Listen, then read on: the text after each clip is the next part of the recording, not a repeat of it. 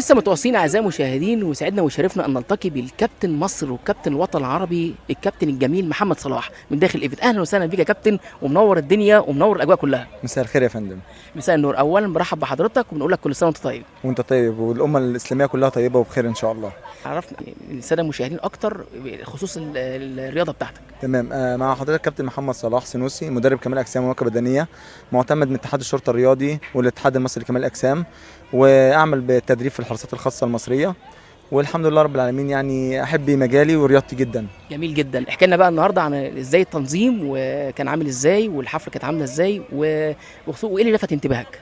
والله الحفله كويسه جدا، وما شاء الله يعني الناس هنا على اعلى مستوى وعلى ارقى مستوى ما شاء الله. حضور شامخ. ايوه فنانين واعمال، حضور شامخ الصراحه، مختلف المجالات. اكيد طبعا صح. في كل المجالات وكل النشاطات، يعني فنيه واعلاميا ورياضيا، والصراحه يعني حاجه كويسه جدا. ايه اللي عجبك تاني انه لفت انتباهك النهارده؟ والله النظام هنا كويس، وما شاء الله الناس يعني مقابلتهم كويسه واسلوبهم كويس. كورسات والمحاضرات حضرتها؟ تمام جدا. ايوه تمام. كتير جدا كويسين الصراحه، واشكر الدكتور احمد جوده. شخصيه محترمه جدا صراحه. مخرج الايفنت كمان. تمام. الاعلامي اشرف عويس. الاستاذ اشرف عويس.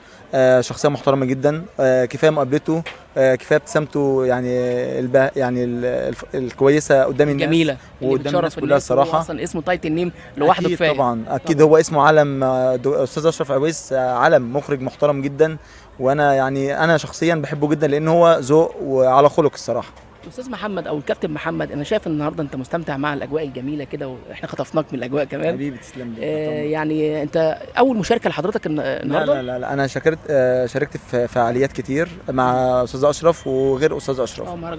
مهرجانات تانية. ايوه. تمام. فيعني ما شاء الله ان هنا الاجواء كويسه والمقابله كويسه جدا صراحه، والواحد بيستفاد كتير برضو من علاقاته مع الناس، من تحدثه برضو مع الناس، مع الاسلوب والرقي اللي موجود في المؤتمر.